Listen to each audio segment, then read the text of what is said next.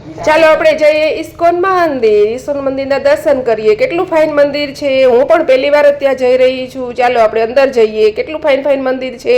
અંદર જઈને કેટલું સરસ વાતાવરણ હતું. ત્યાં તો બહુ મસ્ત વાતાવરણ હતું. માણસો પણ એટલા બધા જ હતા. ત્યાં બધા ફોટોશૂટ પણ કરી રહ્યા હતા અને બધા દર્શન પણ કરી રહ્યા હતા. જો કેટલું સરસ હિતાંશુ સામે આવી ગયો. ચાલો આપણે ઉપર જોઈએ. આ કેટલું સરસ વિગ્રહ છે. મસ્ત છે ફોટો. ચાલો હવે આપણે અંદર જઈએ.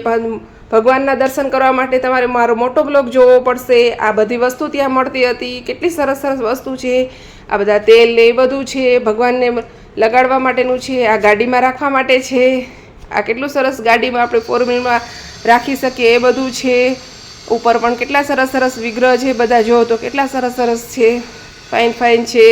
અને આ બધી જ વસ્તુ કેટલી સરસ હતી. આ કિચન છે. કેટલું સરસ સરસ કિચન છે. મસ્ત મસ્ત છોકરાઓ સાયકલમાં પણ રાખી શકે. આ તો જોઈ, આ તો નાના નાના ઢોલક છે. કેટલા સરસ સરસ છે. આ તો પ્લાસ્ટિકના છે. હો મસ્ત મસ્ત છે. આ પણ સરસ છે. જો આ તો કિચન જ છે. બધાય ઓલરેડી આ ભગવાનની વસ્તુ આવી રહી છે. હિતાંશુ કે મને કડું લઈ દે, પણ સ્કૂલમાં તો અલાઉડ જ નથી કશું પહેરીને જવા માટે. પછી અમે મૂકી દીધું, લીધું નહીં. અને જો આ ભગવાન માટે ગરમ કપડાં પણ છે. અત્યારે ગરમ કપડાની સિઝન છે એટલે ભગવાનને ગરમ કપડાં પહેરાવો હોય તો પહેરાવી શકીએ. આ ટોપી પણ છે.